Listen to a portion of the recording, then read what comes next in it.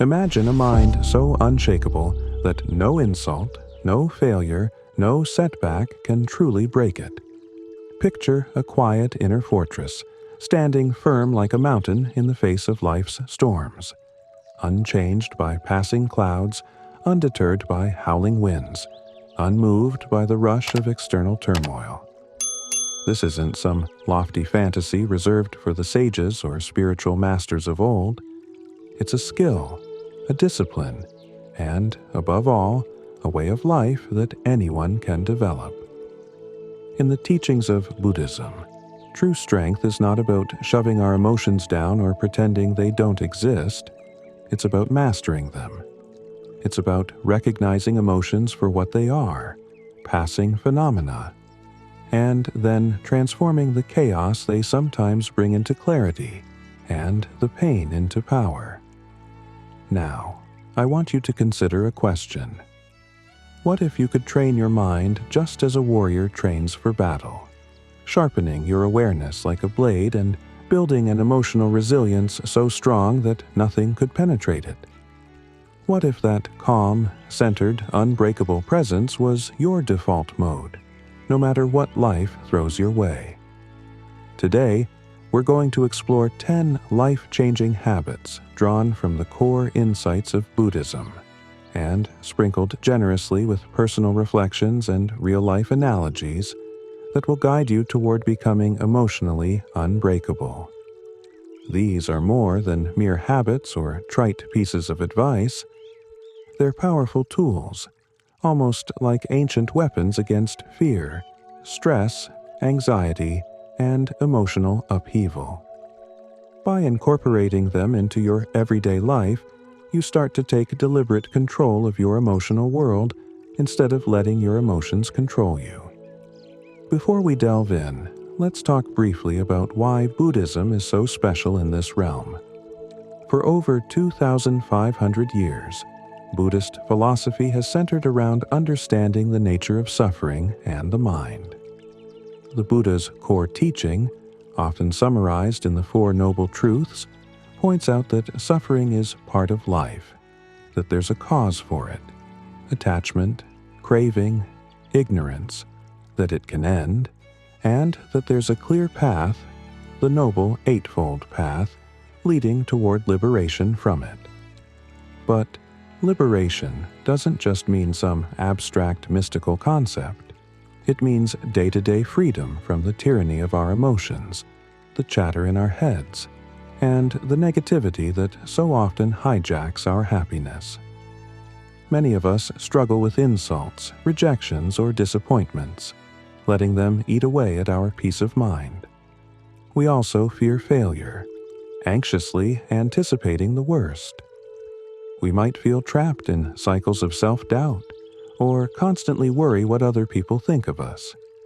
In other words, we get pulled left and right by circumstances we can't always control. Buddhism, however, teaches us a different approach. It gives us a map, practices, mindsets, and guiding principles that shift our perspective so deeply that we become stable and calm, regardless of external chaos. But here's something I'd like to stress from a personal standpoint. No single religion, philosophy, or technique has a monopoly on emotional wisdom.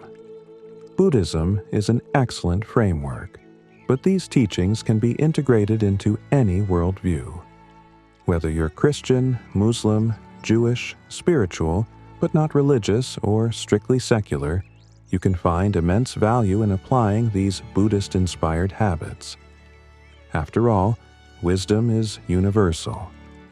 My own journey, for instance, was not about a strict religious conversion. It was about discovering timeless truths that resonated with how I wanted to live. Peacefully, purposefully, and with resilience. So, as you listen, keep your mind open to the idea that what we're covering is less about dogma and more about practical, actionable strategies to master your emotions and reduce suffering. And I promise you, if you've ever felt overwhelmed by life's challenges, If you've found yourself lying awake at night grappling with stress or heartbreak or anxiety. If you've ever wondered why some people seem so calm under pressure while you feel like you're unraveling. These 10 habits could be a game changer. Don't just take my word for it. Buddhist monks, lay practitioners, psychologists, and everyday individuals who've tried these techniques all speak to the profound shift they can create. Another important note, especially in the context of YouTube's fair use policy and ethical sharing of content. While we're drawing on classic Buddhist teachings, we'll be blending them with personal opinions and modern perspectives. Approximately 40% of what you'll hear are paraphrased or summarized Buddhist concepts, and a substantial 60% is personal reflection, real-life stories, and expanded interpretations. This way, we respect the source material, adding enough unique insight and commentary to offer a fresh take, fully in line with fair use guidelines. I want to start this journey with a brief story, something that truly brought to life the idea of emotional resilience for me. Many years ago, I met someone who was quietly anchored in peace. No matter what was said about him, no matter the gossip, the backstabbing, the corporate politics in the company we both worked at, he never seemed rattled. I remember asking him once, "Aren't you mad that they said that about you?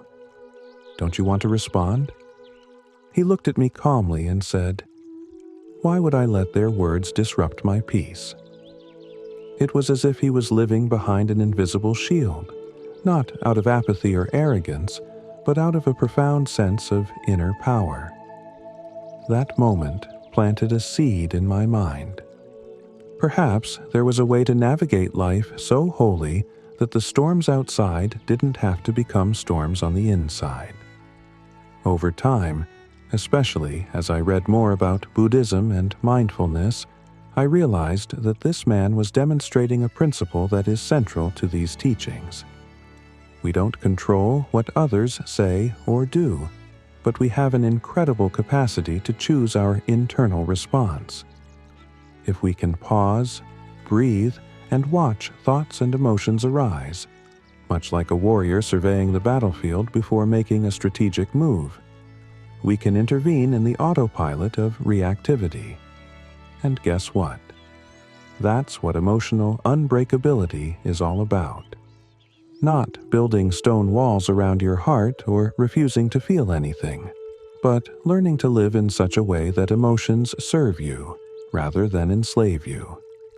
You might be wondering, but aren't emotions natural? Isn't it healthy to express them? Absolutely. Emotions are part of the human experience. Buddhism never says to repress feelings or become robotic. In fact, it encourages us to look deeply into our feelings and thoughts. However, there's a massive difference between acknowledging emotions as they come and letting them pass naturally, versus clinging to them, identifying with them, and reacting blindly. It's the difference between letting an insult become the entire focus of your day or gently allowing yourself to notice the sting, process it, and then respond from a place of wisdom. Think of the typical reactive model. You're driving, someone cuts you off, you get angry, and then you stew on it for the next 30 minutes. You arrive at your destination in a foul mood. You snap at people who had nothing to do with your traffic mishap. Or maybe you hold on to that negativity even longer, and it poisons the rest of your day. In contrast, an emotionally unbreakable approach would be to notice the anger, give yourself a moment to breathe, realize that this incident is small in the grand scheme of life, and intentionally let it go. You might quietly think, maybe they're rushing because of an emergency, or I don't control how others drive, but I control my response. You keep your inner peace intact, and you move on. such mastery doesn't appear overnight. It grows from daily practice and from applying teachings that shape how we see and engage with the world. The following 10 habits will help you cultivate this lens. Each habit is interconnected with the others. None of them stand alone. Together, they form a powerful tapestry of mental resilience. By weaving them into your daily life, you'll experience a profound shift. You might still feel anger, fear, stress, or sadness, but you won't be consumed by them. Why these 10 habits? Aren't there countless teachings in Buddhism or countless self-help strategies? Certainly, there are many. The ones we'll be focusing on today are especially relevant to modern-day challenges. Negativity on social media, the 24-hour news cycle, job insecurities, relationship drama, the relentless chase for likes and approval, and so forth. Life in the 21st century is fast-paced and can be emotionally draining if we let it.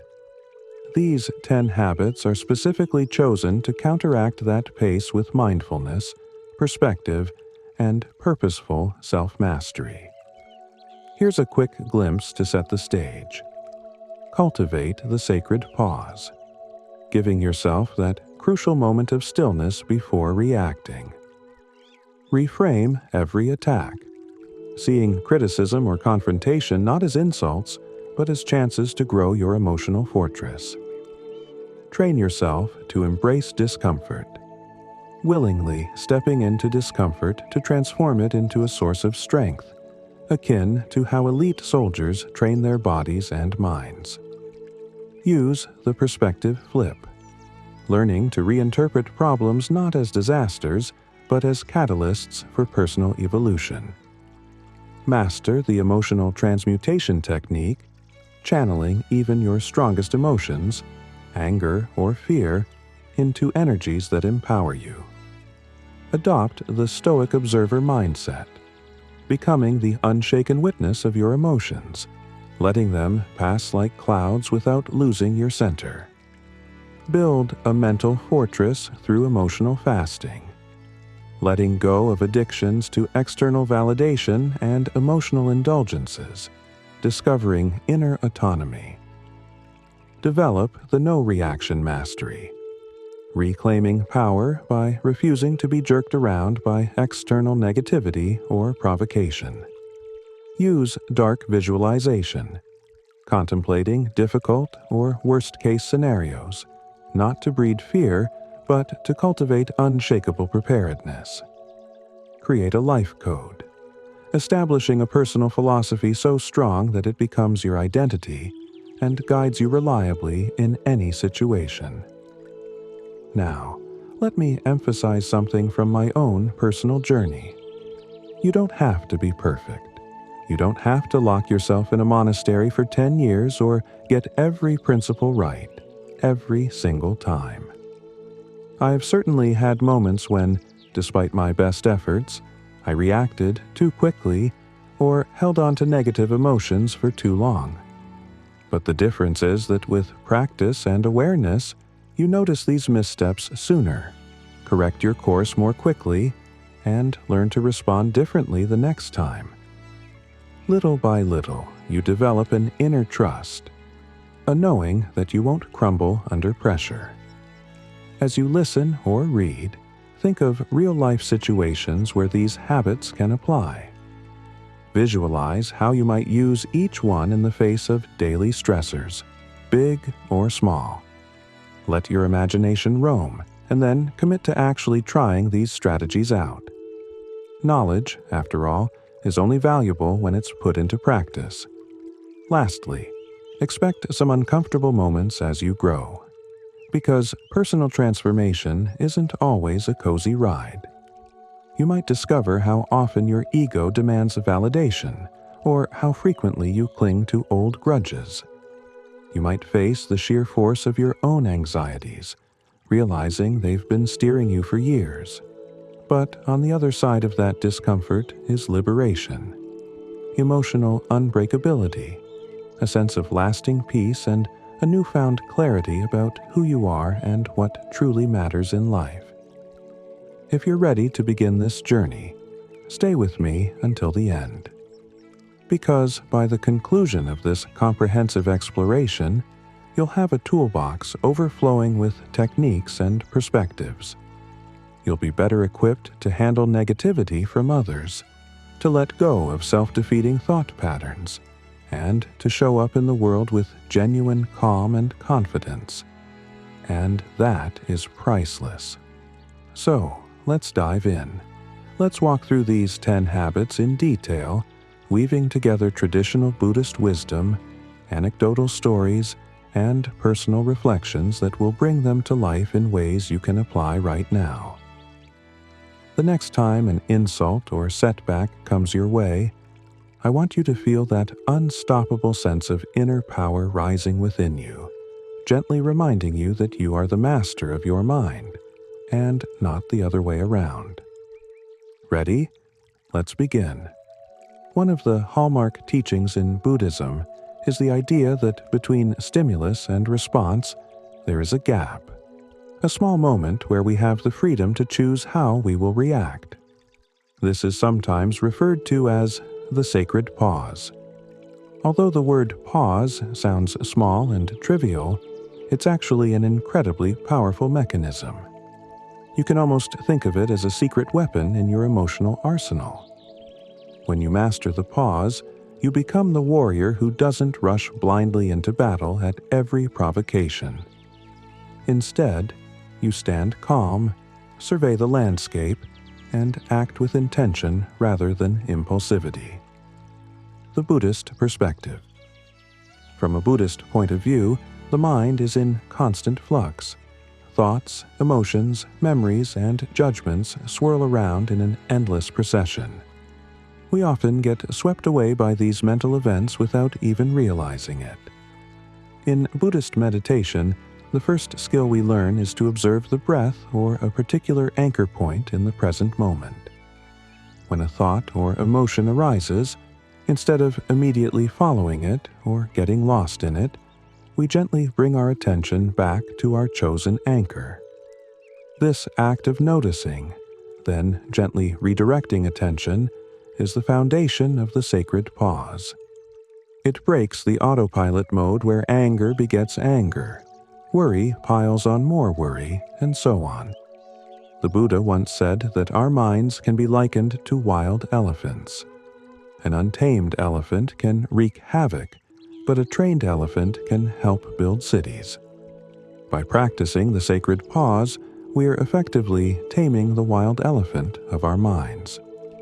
When the elephant tries to charge, we step aside momentarily and guide it toward a more skillful direction. A real-life example. Let's translate that into a modern, everyday scenario. Suppose you receive an email at work with harsh feedback from your boss. The immediate surge of emotion might be anger or anxiety. How dare they say this to me? Or, oh no, I'm going to get fired. Typically, you might hastily reply in a defensive or panicked tone. Or you might ruminate for hours, letting that feedback poison your mood and interactions with others. The sacred pause changes all that. Instead of responding right away, you take a slow, deep breath. Maybe you count to 5. You acknowledge the surge of emotion. I feel hurt or I feel scared. But you consciously decide not to act on it yet. You let the emotion subside a bit, creating space for a more thoughtful response. You might walk away from your desk and breathe for a minute, or even reflect on whether the feedback has any merit. When you come back, you respond with clarity and professionalism. Or you might even decide that no response is needed until you've had time to process fully. This short gap, sometimes just a few seconds or a few breaths, can mean the difference between fueling conflict and defusing it, between sabotaging yourself and constructing a more positive path forward. The warrior analogy. I like to think of this approach as akin to a skilled warrior, like a samurai, who doesn't blindly lash out the moment an enemy appears. Instead, he stands calmly, sword at his side, assessing the situation. He decides whether to draw his weapon, when to strike, or whether to negotiate. The warrior's training isn't just physical, it's mental and emotional. A warrior with no discipline, who charges without strategy, is easy to defeat because they are predictable and easily manipulated. Similarly, if we react instantly to every emotional trigger, we become puppets of our environment, our strings pulled by insults, social media posts, and unplanned inconveniences. Personal opinion and reflection. From my perspective, the sacred pause has been one of the most transformative habits in my personal life. I used to have a short fuse. Any slight annoyance would set me off. Over time, this led to regretful words, tarnished relationships, and emotional exhaustion. Learning to insert just a moment of stillness between an emotional trigger and my response changed everything. I found that about 80% of the conflicts I got into could be avoided altogether, simply by not replying in the heat of the moment. That's huge.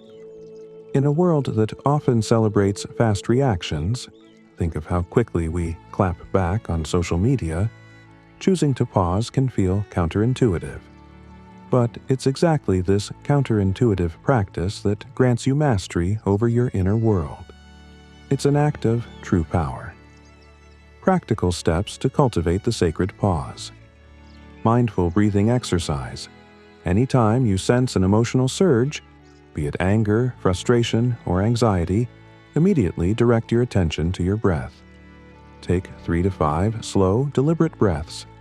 Inhale for a count of 4, hold for a count of 2. Exhale for a count of 4. This interrupts the escalation of emotion. Name the emotion. Quietly say to yourself, I feel anger or I feel anxiety. Recognizing an emotion and labeling it often takes the edge off. It's like shining a flashlight in a dark room. The monster under the bed isn't so scary when seen clearly. Count backwards. A simple trick is to count backward from 5 to 1 mentally. This short counting exercise gives you a micro moment to refocus on something neutral. By the time you reach 1, you're less likely to blurt out or act impulsively. Visualize a peaceful scene. Another quick method is to close your eyes, if circumstances allow, and picture a calm setting, perhaps a serene lake at sunrise. This micro-visualization can ground you in calmness before you decide on any action. Delay responses. In the digital era, we often feel pressured to respond instantly to messages, emails, or comments. If the content triggers a strong emotional response, practice the discipline of waiting at least a few minutes, or even hours, before sending your reply. A cautionary tale. There's a story in the Buddhist tradition about a farmer who lost his temper and insulted the Buddha. The Buddha simply listened, without reacting or retaliating. After the farmer exhausted his insults, the Buddha calmly asked, "If a man brings a gift, but the recipient does not accept it, to whom does the gift belong?" The farmer replied, "It would belong to the man who brought it." The Buddha said, "Likewise, if I do not accept your insults, they remain with you." In that moment, the farmer realized how futile his anger was, and how powerful non-reaction can be. This story isn't about being passive or letting others walk over you. Instead, it showcases the depth of self-mastery in the face of provocation. The Buddha chose to pause and remain centered, effectively disarming the farmer's hostility. Imagine having that level of composure in your daily life. The sacred pause is the gateway to that composure. Integrating the sacred pause into modern life. Modern life is hectic, with countless opportunities to be triggered. Traffic jams, social media trolls, demanding bosses, and so forth. Integrating the sacred pause doesn't mean you ignore real issues or let people mistreat you. Instead, it means you consciously pick the best response from a place of calm. Over time, you might notice you're less reactive in general. Things that used to bother you greatly might just roll off your shoulders. For example, a friend might text something snarky. Instead of firing back, you take a moment to breathe and weigh whether it's worth engaging. Perhaps you realize your friend is having a rough day, and you respond with compassion. Or maybe you realize you simply need to set a boundary. In either case, your reaction is skillful and measured, an outcome you can be proud of rather than regretting later. A deeper dive, the neuroscience angle. Although Buddhism has taught about the sacred pause for millennia, modern neuroscience validates its power. When we encounter a threat or feel provoked, our amygdala, the fear and emotion center of the brain, gets activated. This can trigger the famous fight, flight, or freeze response. If we give ourselves even a short pause, we allow the prefrontal cortex, the part of the brain responsible for rational thinking and decision-making, to come back online. This short circuit breaker helps us respond intelligently rather than purely emotionally. Essentially, the sacred pause is not just a spiritual concept, it's also a scientifically supported method of emotion regulation. Overcoming challenges in practicing the pause. Forgetting to pause. In the heat of the moment, it's easy to forget. That's why daily mindfulness or meditation practice is so helpful. Over time, you train yourself to notice emotions as they arise. Think of it like building a mental muscle. Consistency is key. Strong emotions. If the emotion is extremely intense, like severe panic or rage, you might need a more robust approach, like stepping out of the situation entirely or practicing guided breathing for a few minutes. Ego resistance. Sometimes pausing can feel like letting the other person win or letting them get away with something. Remind yourself that the pause is for you, to maintain your integrity and peace. You can still address issues, but you'll do so more effectively from a calm mindset. Making it part of your identity. To truly integrate this habit, consider adding it to your life code, which we'll discuss in Habit 10. You might write something like, "I will always pause before reacting, ensuring that my responses come from a place of wisdom rather than reactivity." By declaring this to yourself, you elevate the sacred pause from a sporadic technique to part of your personal creed. And here's the magic. Once you start practicing this regularly, people around you notice. They see that you don't get ruffled as easily, that you respond thoughtfully, that you handle pressure gracefully. They might even start coming to you for advice. In relationships, you become a source of stability rather than someone who adds fuel to the fire. This can drastically improve not only your own mental well-being, but also the quality of your connections with others. I'll share a personal moment that truly drilled home the importance of the sacred pause. A few years ago, I was in a tense meeting where a colleague openly challenged my competence. My initial reaction was a rush of anger. I could feel my heart pounding, my palms sweating.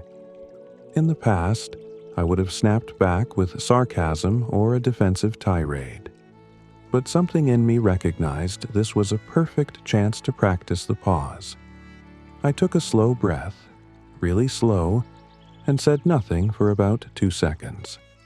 Then, calmly, I asked him to clarify his concerns.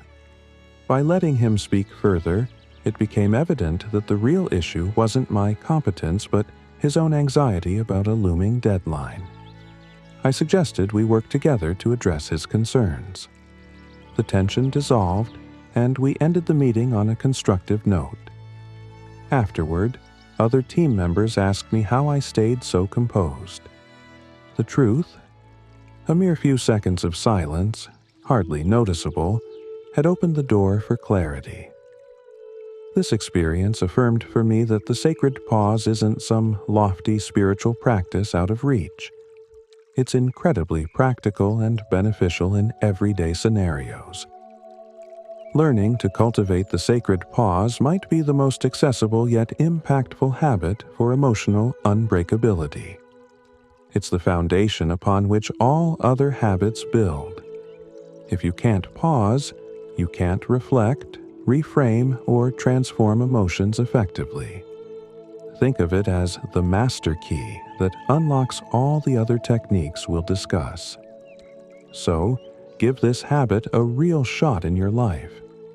The next time your partner says something that irks you, or a coworker seems to undermine you, or you get cut off in traffic, try to pause. Even if you only manage a second or two, you've made progress. Over time, that moment of mindful space grows, and with it, your capacity for self-mastery expands. You become less reactive, more centered, and step by step, emotionally unbreakable.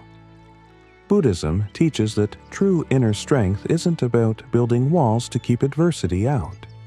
Rather, it's about transforming adversity into stepping stones for growth. One of the most potent ways to do this is by learning how to reframe every perceived attack. Be it a rude comment, a betrayal, or a disappointment, as a challenge that can strengthen your mental and emotional fortress. Why attack is mostly in our minds. It's vital to note that what feels like an attack is often a subjective interpretation of someone else's words or actions. Our ego perceives a threat to our self-image, and we label it an attack. Buddhism, however, reminds us that much of our suffering arises from clinging to the idea of self, the identity we're constantly trying to protect. If someone criticizes you, it threatens the ego's carefully constructed self-image. You might become defensive or lash out. But what if you chose to see that criticism, or even harsh insult, as an opportunity to test and reinforce your emotional resilience?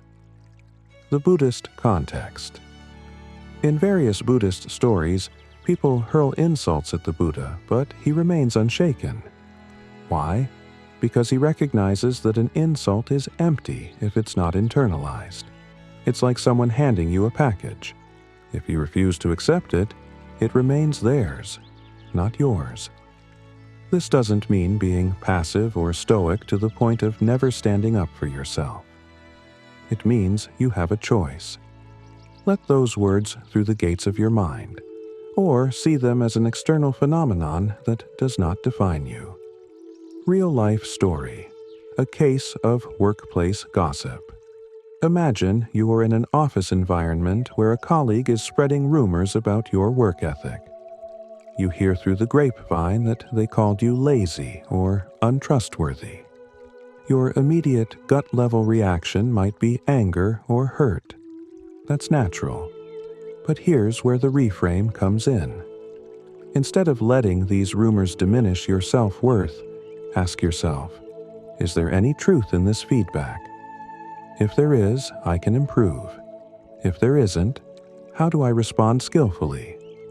Perhaps you decide to address the gossip calmly, or maybe you choose to let your consistent good performance speak for itself.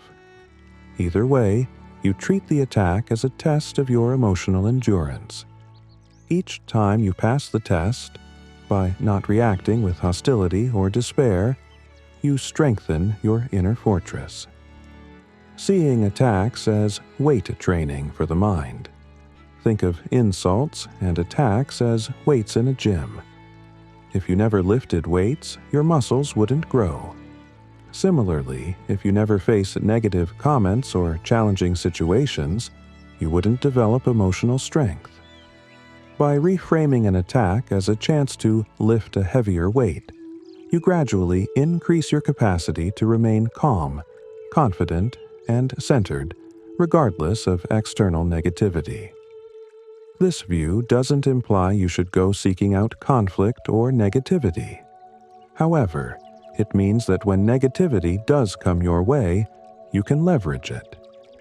Instead of falling into despair or anger, you see it as a training session for resilience. Over time, just like muscles adapt to heavier weights, your mind adapts to handle bigger challenges with grace.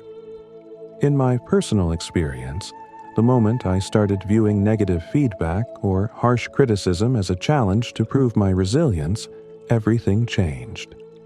Instead of dreading confrontation, I began to see it as an opportunity.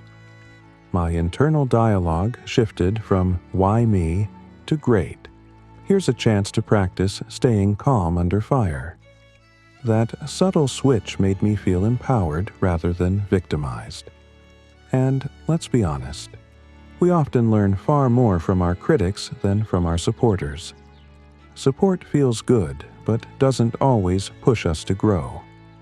Criticism, on the other hand, can highlight our blind spots, if it's constructive, or help us practice not taking things personally, if it's not.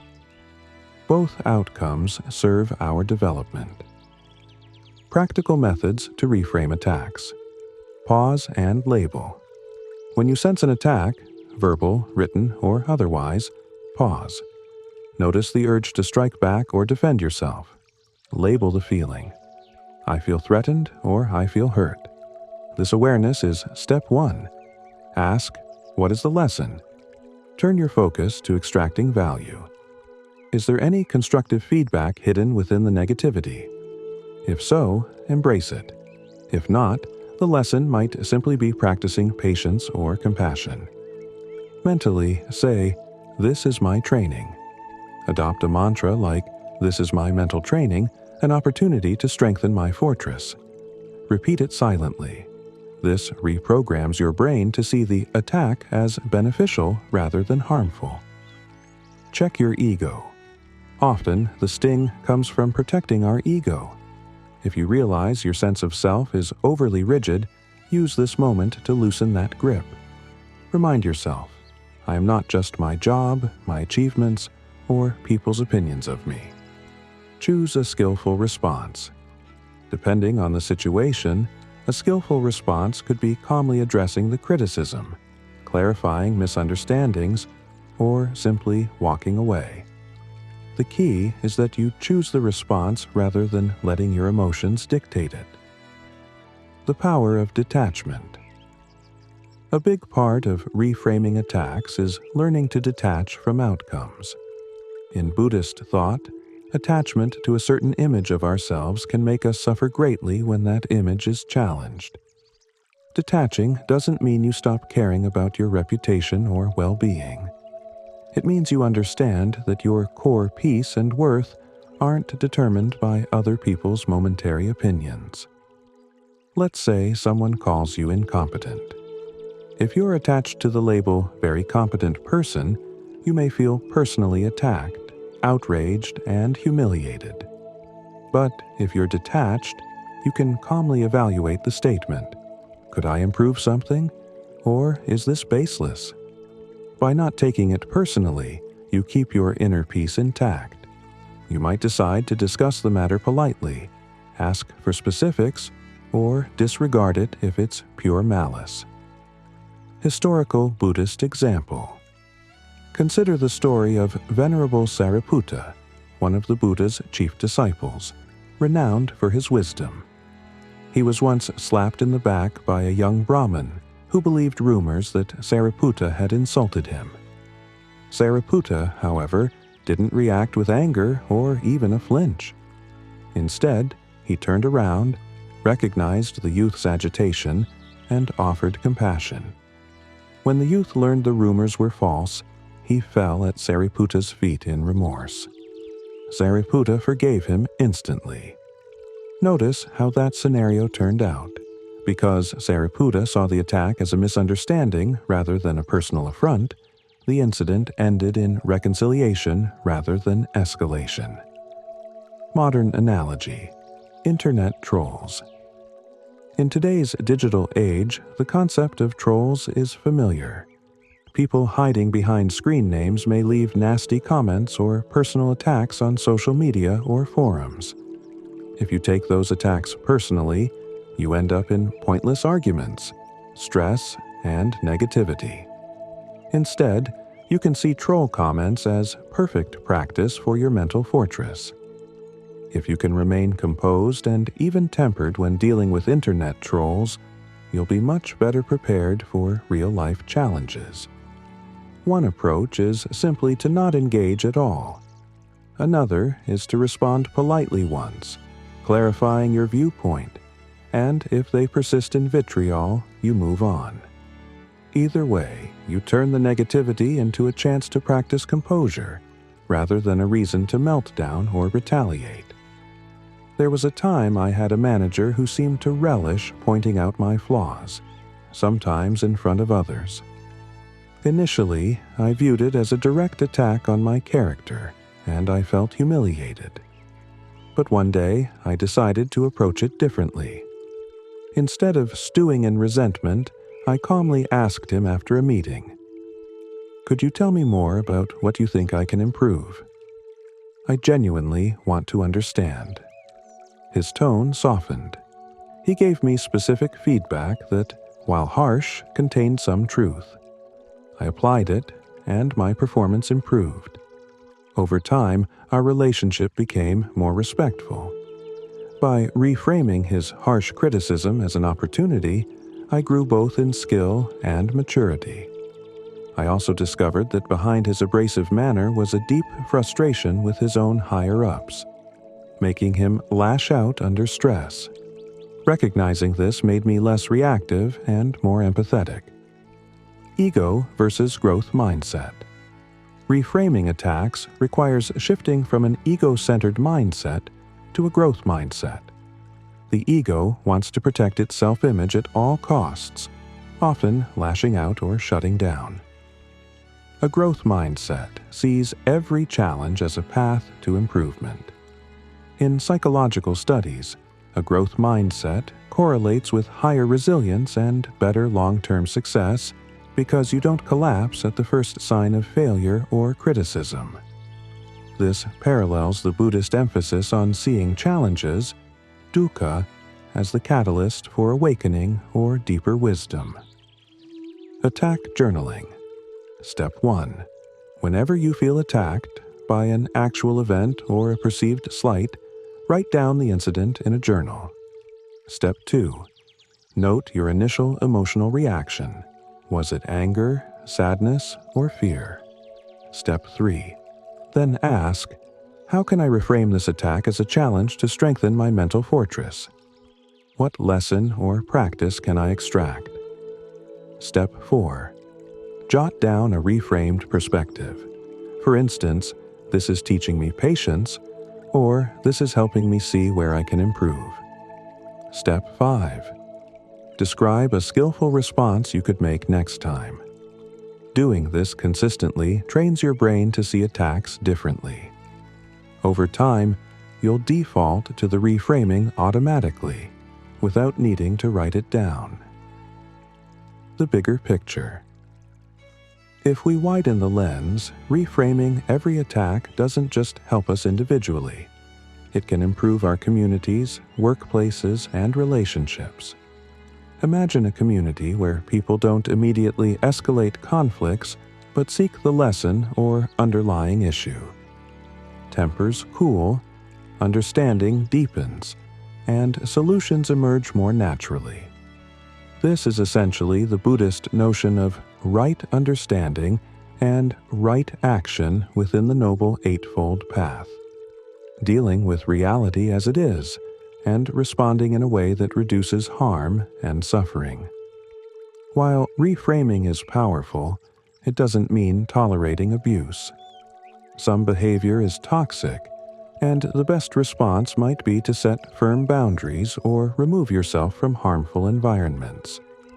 Reframing is about your internal approach to adversity, not about excusing harmful actions or enabling them. Sometimes the lesson might be, I need to protect my well-being by stepping away. Even then, you're turning a negative situation into clarity about what you need to do for your mental and emotional health. By viewing every attack as a test to your mental fortress, you become the architect of your own emotional resilience. You're no longer a victim of others' words or actions. Instead, you're a warrior constantly honing your armor. Each time negativity comes your way, you say, "Thank you for the practice." You either learn something constructive, or you strengthen your capacity to remain unshaken by needless drama. Over time, this changes how you walk through the world. People sense your calm presence, and it can even deter bullies or negative individuals who realize they can't easily rattle you. Ultimately, Habit 2 builds on the foundation set by Habit 1, the sacred pause. When you pause, you create space to reframe.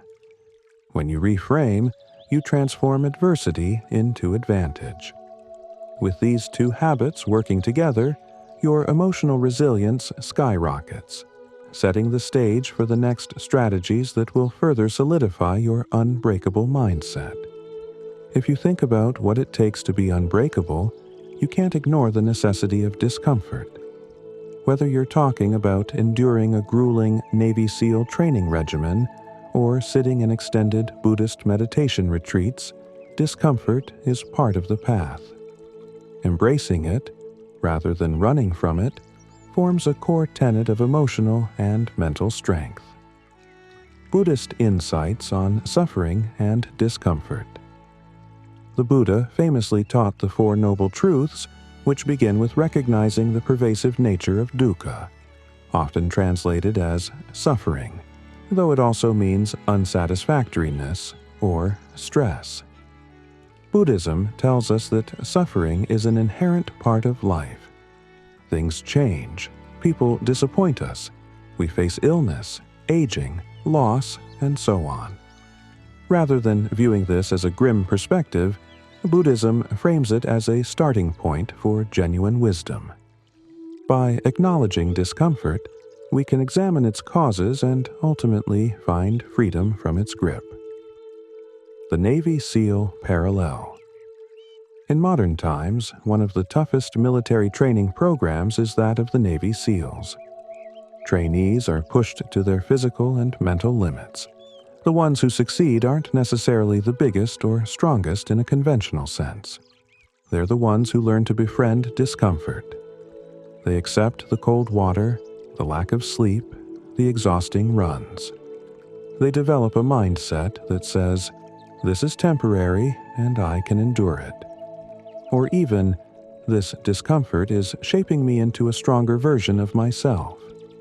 That's the crux. Reframing discomfort not as an enemy, but as a powerful ally in your growth. There was a period in my life when I decided to do extended meditation retreats. On the very first retreat, I realized how fidgety and restless I was. Every minute felt like torture. My back ached, my mind raced, and I kept thinking about my smartphone waiting for me outside. But each day, I sat a little longer, breathed a little deeper, and eventually started to notice the difference between pain and suffering. The pain in my legs was a physical sensation, but my resistance to that pain was the true suffering. When I learned to stay present without mentally fighting it, something magical happened. The pain became more tolerable, even fleeting, and my mind grew steadier. This might not sound as extreme as SEAL training, but psychologically it's quite similar. You learn that you can endure far more than you initially believe. The value of embracing discomfort increased resilience. The more you willingly face discomfort, the more confident you become that you can handle life's curveballs. Greater appreciation for comfort. When you practice going without luxuries, like when monks refrain from lavish meals or Navy SEALs endure Spartan living conditions, you appreciate the simple things more deeply. Reduced fear. Much of our anxiety stems from the fear of discomfort, fearing rejection, failure, or emotional pain. By experiencing these forms of discomfort head-on, you strip them of their power. Discovery of inner strength. You learn that your limits are often mental illusions. Breaking through them, you find a reservoir of inner strength you might never have known existed. Practical methods to train discomfort tolerance. Cold showers, a simple yet effective method. Start your day with 30 seconds to a minute of cold water. Notice the shock, the discomfort, and practice calming your breathing. Physical exercise. Push a bit beyond your comfort zone in workouts. An extra rep, an extra minute of running. Observe the mental chatter telling you to quit and prove it wrong in small increments. Fasting. This can be skipping a meal or doing intermittent fasting, under safe and medically approved guidelines. Feel the hunger pangs and realize they come and go. You survive. Digital detox. We often avoid boredom, a mild form of discomfort, by mindlessly scrolling on our phones. Set aside an hour or two, or even a full day, away from screens. Confront the itch to check social media or messages. Let it pass. Minimalist living. Experiment with living on less, like a weekend with minimal entertainment or simpler food. Notice that you can still be content without constant stimulation or indulgence. Overcoming the mind's resistance. A huge part of this training is psychological. The mind hates boredom and hates discomfort. It screams for an escape. Buddhist meditative techniques often focus on observing these impulses without indulging them. Vipassana meditation, for instance, involves scanning the body and noticing sensations, pleasant or unpleasant, without reacting. Over time, you develop a calm equanimity that translates into daily life. If you can sit with the itch in your leg without scratching it, you can also handle a rude comment without lashing out. Real-life example. Entrepreneurial grit. Consider an entrepreneur trying to launch a startup. The journey is filled with discomfort. Long hours, financial insecurity, repeated failures before success.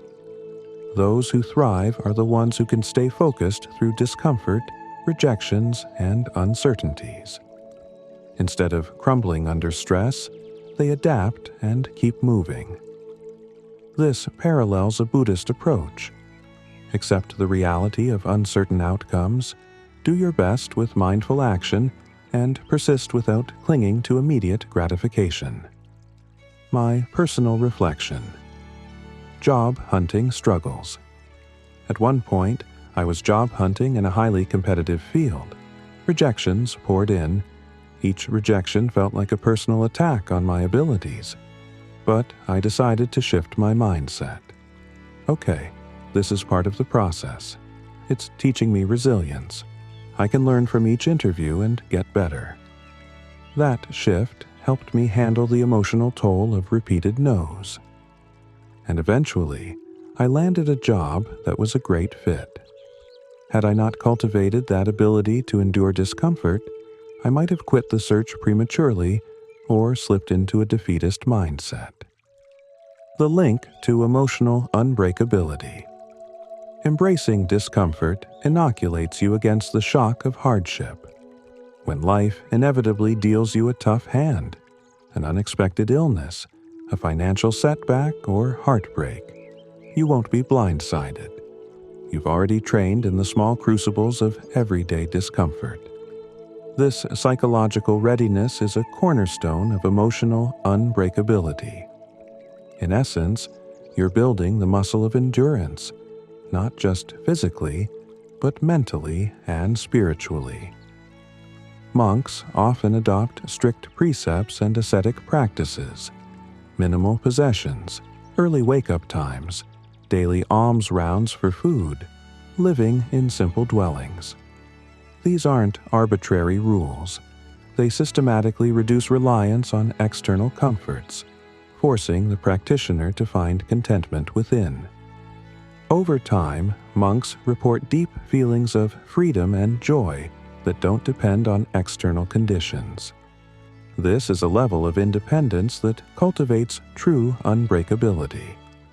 If your peace doesn't hinge on having a cushy bed, abundant food, or constant entertainment, you're far less vulnerable to life's fluctuations. Embracing discomfort doesn't mean living in misery or pushing yourself to dangerous extremes. Both Buddhism and modern training regimens emphasize balance and mindful progression. If you jump straight into excruciating practices without preparation, you risk injury or burnout. Start small. Gradually extend your capacity for discomfort in a healthy, sustainable way. Instead of labeling discomfort as bad, see it as your teacher. This reorients your mindset from avoidance to learning. Each moment of discomfort can reveal something about your mind. For instance, maybe you're taking a cold shower and you notice panic arising. Investigate. What am I truly afraid of? Perhaps it's just the shock of cold water, or maybe it's the reminder that you can't fully control your environment. By staying present, you learn to navigate that fear, and in turn, you build a small pocket of resilience that might help you face bigger fears later. Use a mantra like, "Discomfort is temporary, but growth is permanent." Or, "I can endure this. It's shaping me for the better." Repeating a mantra doesn't magically remove the discomfort, but it focuses your mind on the positive dimension of the experience. Over time, you internalize that positivity and gain genuine confidence in your ability to handle adversity. While physical discomfort is more tangible, emotional discomfort is equally important to embrace.